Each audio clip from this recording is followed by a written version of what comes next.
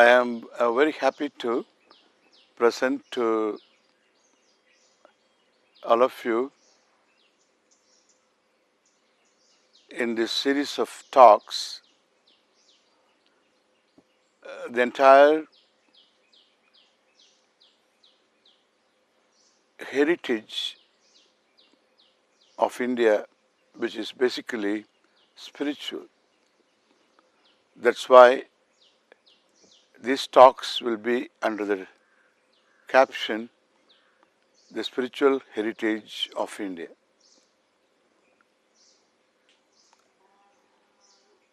Heritage because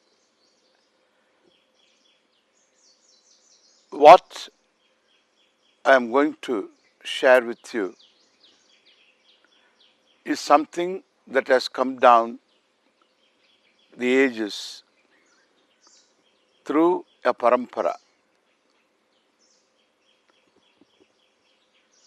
from parents to children, from teachers to students, without any organized attempt. That which has always been handed over from the older generation to the upcoming generation is this heritage that I am able to talk to you today because it is unbroken. I have received it from my teachers, from my parents, from other elders, and what I am talking to you is what I have received. You also have received, I'm sure. Many a time what we receive is just the forms which need to be understood. Sometimes we receive the content without forms. And when the forms are not there, then one is not likely to receive the content also. And therefore, we have to receive this heritage, spiritual heritage, totally with the content along with the forms, or the forms with the content.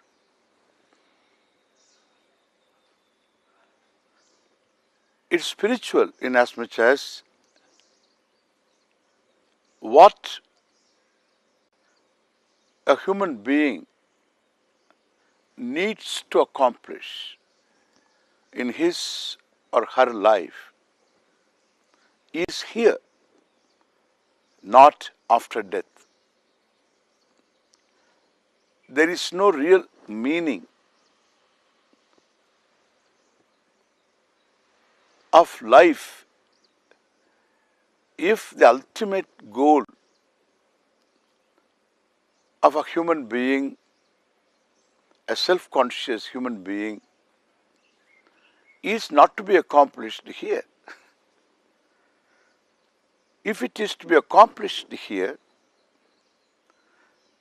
then the whole life has a direction, has a meaning, has a content. I can live my life to accomplish that end. Honestly, if the view is clear, the way will become evident, obvious. When we talk about the way, it has to be related to the view. And therefore, even Indian culture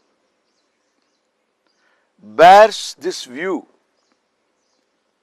because culture is often a way of expression, a way of living, language, attitudes towards money, towards people, towards the world. So all these constitute our culture.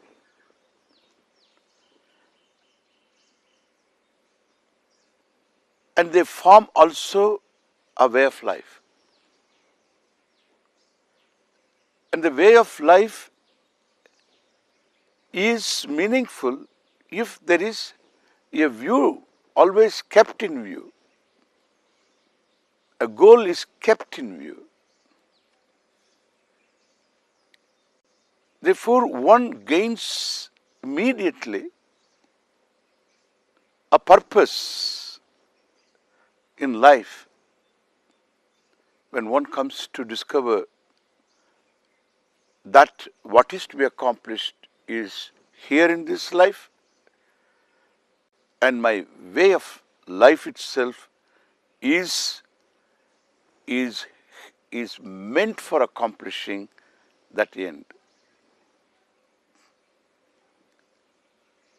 If the ultimate goal is to be achieved after my death, then the human life doesn't seem to have a purpose. It's a detour. Why I should be born here if I am a self-conscious being, not satisfied with myself as a person, because I am self-judging. So I am not totally programmed to live my life as programmed. I am self-judgmental and natural because I am conscious of myself, and my consciousness of myself is 100%. It is uninhibited. An uninhibited self-consciousness makes me special as a human being. Every human being is special among the organisms on this planet, not because the human being has a language, not because human being looks something peculiar, because every animal looks peculiar. An octopus has a peculiar look. But it is this endowment that I have, that I am conscious of myself totally, makes me a special person in the sense that I can make a judgment about myself. Universally, every human being has a problem in this self-judgment itself.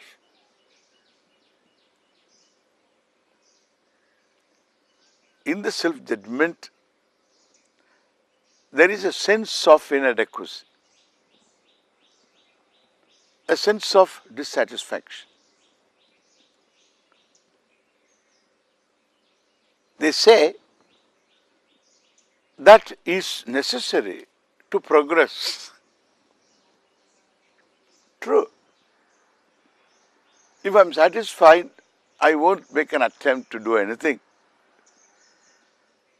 If I am dissatisfied, I will do something to make myself satisfied. And there is an attempt. This attempt to discover in myself is a self-adequacy, a self-satisfaction, which amounts to say that my interrelationship with the world, of people, of things, is also satisfactory.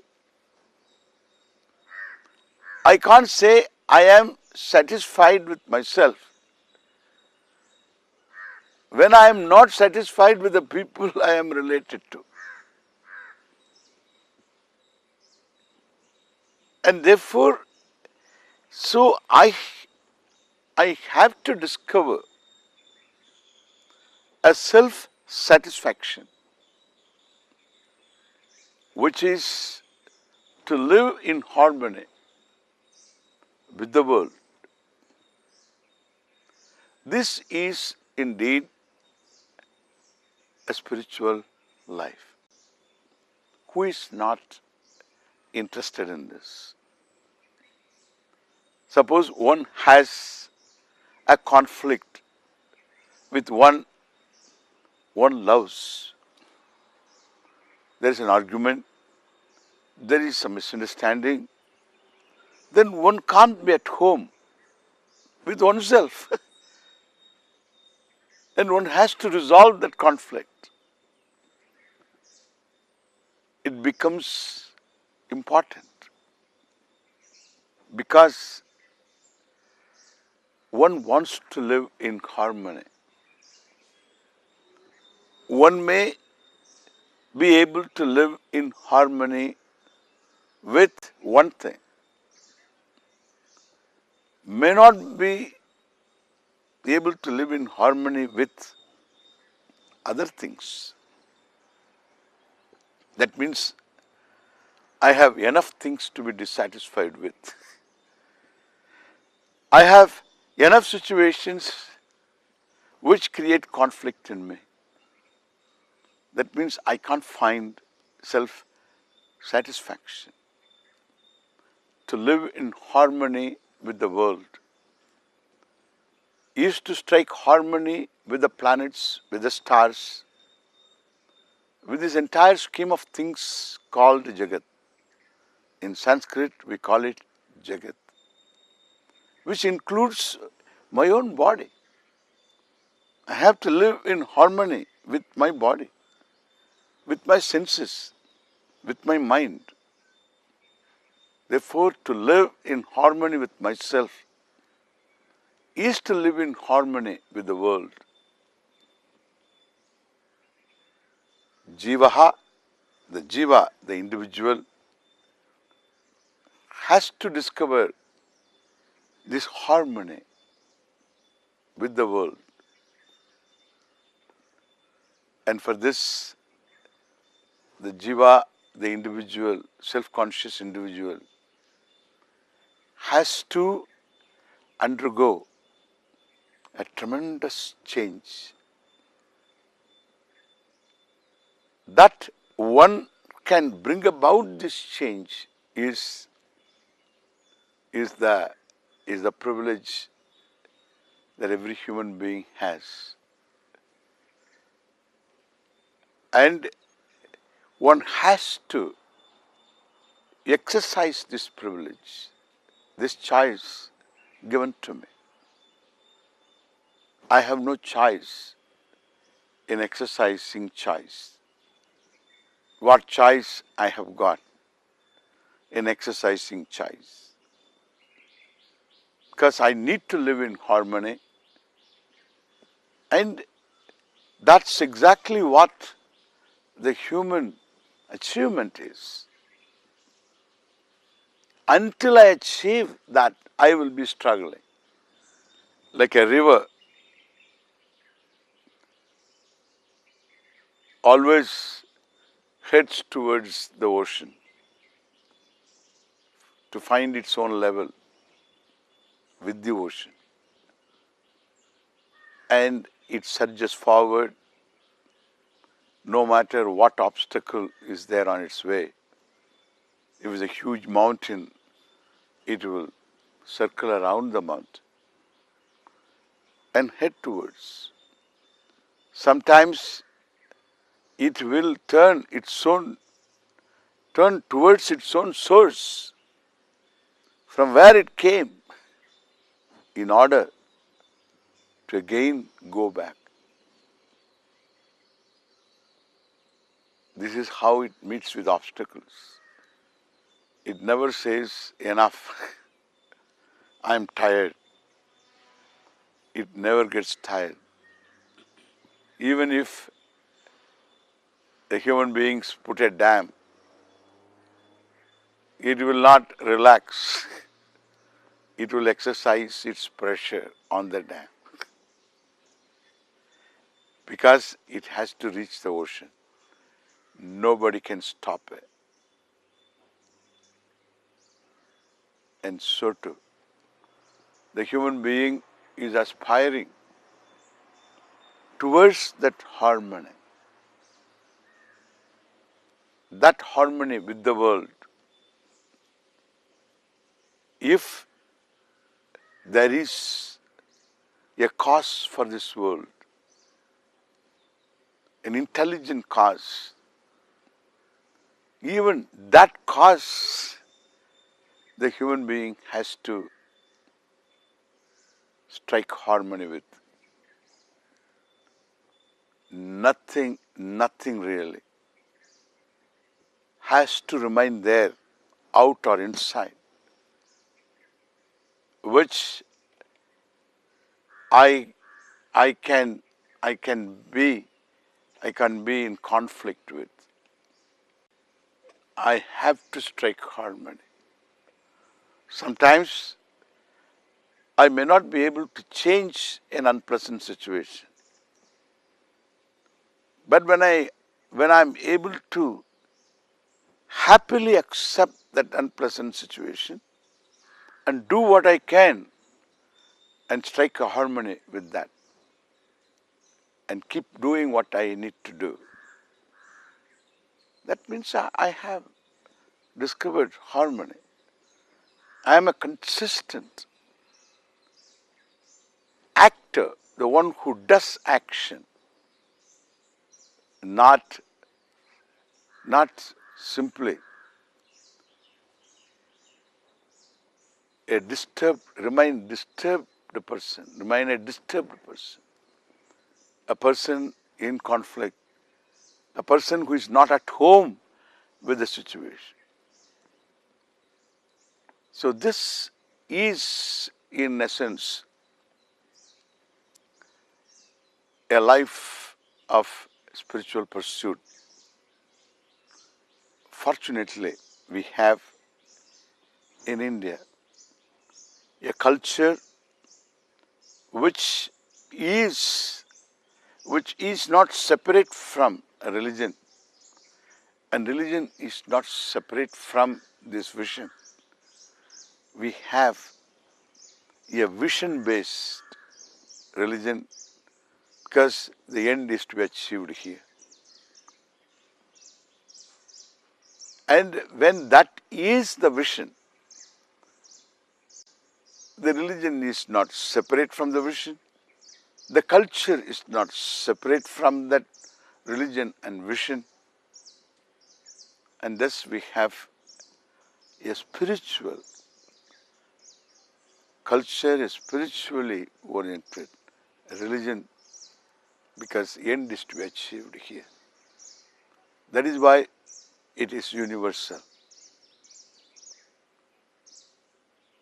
What is very important in life is to be assimilated, understood. And therefore there is a direction in life. And discovering a purpose itself gives a great relief for a restless human being. I often come across questions from people. One question which is common: Swamiji, what is the goal of life? The person who is asking this question is in his 50s. So all these years, not that he didn't ask the question, he didn't find the answer. But that doesn't go away. Unless you discover the answer, the question never goes away. It may be remaining in the background. It will pop up in situations because this is the question. And all other questions will gain certain meaning when this question is very well understood. Question understood means the answer found. The answer for this question, definitely, it is not that, so to the goal of life is not to be found after life. If it is to be found after life, I need not be born here at all, unless there is some roadblock or something. Why should I have this detour?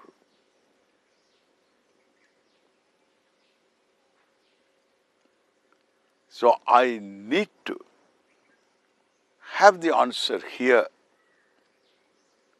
In the question itself is the answer. I am asking the question, what is the goal of life? Because I live my life. That is the goal of life after all. To live my life is the goal of life. Death is not the goal of life. Goal of life is living. I am living. Then why should I ask the question? Because my living is dissatisfied. Living is not satisfactory. And living is not satisfactory because I am not satisfied with myself. I may say I am not satisfied with my job, I am not satisfied with my people, I am not satisfied with my boss, I am not satisfied with my economic situation, okay? In essence, in terms of all this, I am not satisfied with myself, correct? In terms of economic situation, I am not satisfied. In terms of my job, I am not satisfied with myself. In terms of people, of my own people and my relating to them, I am not satisfied with myself.